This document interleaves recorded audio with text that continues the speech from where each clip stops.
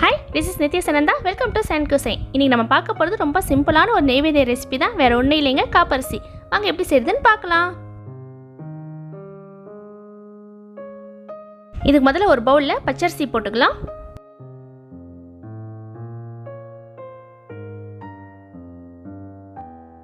இது கூடவே பாசி பருப்பு. சப்போஸ் நீங்க உளுத்த பருப்பு ஆட் பண்றதா இருந்தா ரெண்டு பாதி பாதி போட்டுக்கோங்க. இப்போ தேவையான அளவு தண்ணி ஊத்தி ஒரு 3 வாட்டி நல்லா வாஷ் பண்ணிக்கோங்க.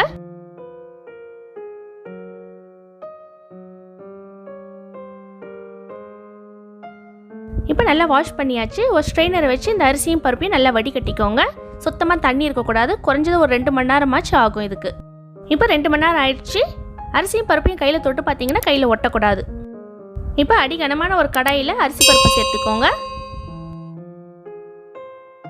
இப்போ அடுப்பை மீடியம் லோ ஃப்ளேமில் வச்சு குறைஞ்சது 20 நிமிஷமாச்சு இந்த அரிசியும் பருப்பையும் வருங்க. இது நல்லா வறுத்துருச்சுனாக்கா கரண்டியில் அரிசியும் பருப்பும் ஒட்டாது. கைவிடாத கலரிட்டே இருந்தீங்கன்னா தான் உங்களுக்கு கரெக்டான பதத்துக்கு வரும். இல்லைனா தீஞ்சு போயிடும். நல்லா கிறிஸ்பியாக லைட் கோல்டன் ப்ரௌன் ஆகிற வரைக்கும் வறுத்தா போதுங்க. இதுக்கு ரொம்ப முக்கியமான விஷயம், கைவிடாத கலரிட்டே இருக்கணுங்க. கொஞ்சம் நீங்கள் விட்டிங்கன்னா கூட அரிசியும் பருப்பும் தீஞ்சு போயிடும்.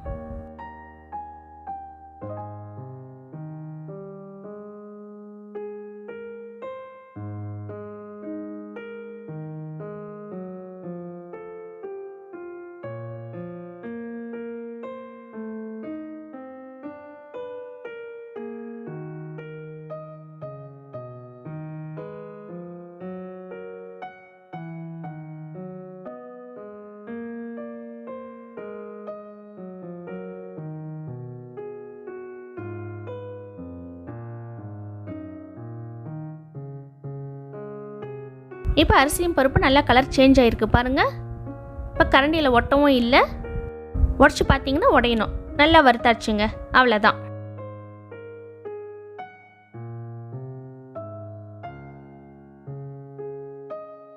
இப்போ ஸ்டவ்வை ஆஃப் பண்ணிவிட்டு கசகசா போட்டுக்கோங்க. ஏன் நம்ம ஸ்டவ்வை ஆஃப் பண்ணிட்டு போடுறோன்னாக்கா இது சீக்கிரமாக தீஞ்சு போயிடும். ஜஸ்ட் 1 நிமிஷம் லைட்டாக வறுத்தா போதும் அந்த சூட்லேயே. இது கூடவே ஏலக்காய் நான் அப்படியே முழுசாக போட்டிருக்கேங்க. ஜாதிக்காய் இந்த அளவுக்கு போட்டால் போதும், ரொம்ப ஸ்மெல் வரும். இப்போ இது எல்லாத்தையும் நல்லா கலந்து விட்டுக்கோங்க. அந்த சூட்லேயே வறுத்தா போதும்.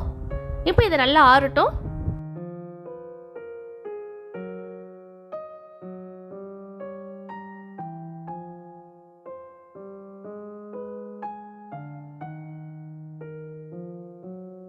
இப்போ நல்லா ஆறிடுச்சு. ஒரு மிக்ஸி ஜாரில் இதெல்லாத்தையும் கொஞ்சம் கொஞ்சமாக போட்டு நம்ம அரைச்சி எடுத்துக்கலாம். ரொம்ப நைஸாக அரைக்காதீங்க, மாவு மாதிரி கொஞ்சம் கொரகொரப்பாக அரைச்சி எடுத்துக்கலாம்.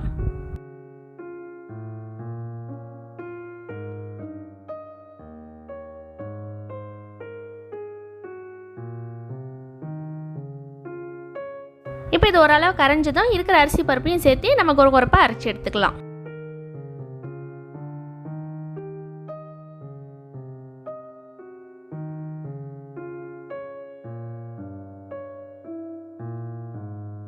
இப்போ அரைச்சாச்சு. நீங்கள் கையில் தொட்டு பார்த்தீங்கன்னா கொஞ்சம் கொரகொரப்பாக இருக்கணும். இப்போ இது கூடவே நம்ம வெல்லத்தை சேர்த்துக்கலாம். நான் தூள் வெல்லம் சேர்த்துருக்கேங்க. இப்போ அந்த அரிசி பருப்போடு அந்த வெல்லமும் நல்லா கலக்கிற மாதிரி கரண்டியில் கலக்கிக்கோங்க. இப்போ எல்லாம் சேர்ற மாதிரி ஜஸ்ட் 1 நிமிஷம் அரைச்சா போதும்.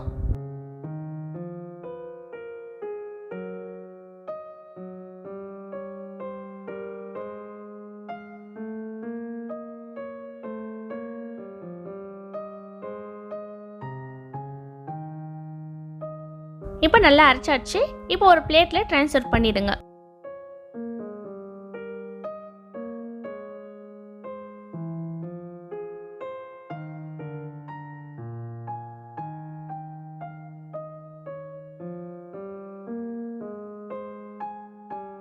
இப்போ இதே மிக்ஸி ஜாரில் நம்ம கொப்பரையும் கொரகொரப்பாக அரைச்சி எடுத்துக்கலாம்.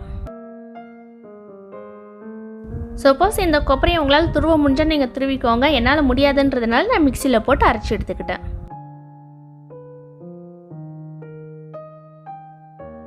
இப்போ இது கூடவே முந்திரி,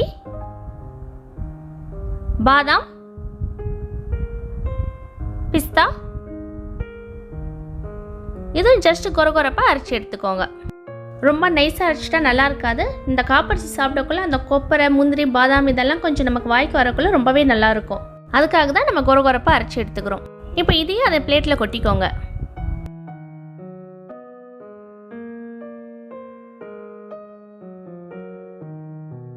இப்போ இது கூடவே கருப்பு திராட்சை சேர்த்துக்கலாம். இந்த டேஸ்ட் ரொம்பவே நல்லா இருக்குங்க.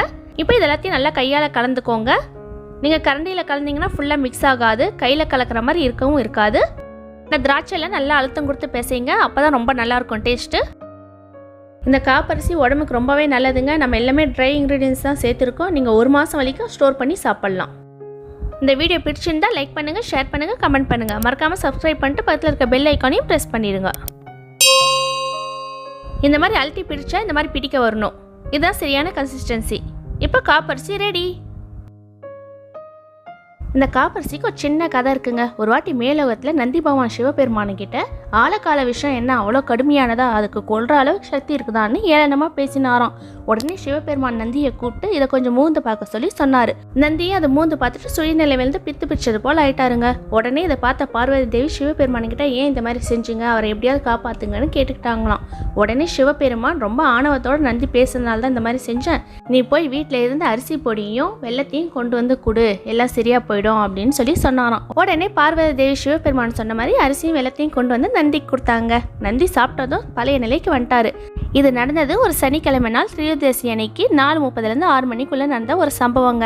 அதனால தான் இது பிரதோஷ நேரம்னு சொல்றோம். அதே மாதிரி சனிக்கிழமையில வர பிரதோஷம் மகா பிரதோஷம்னு சொல்லுவாங்க. அதனால பிரதோஷ அன்னைக்கு இந்த காப்பரிசி நிவேதம் பண்ணி பிரசாதமா கொடுங்க, ரொம்ப நல்லது.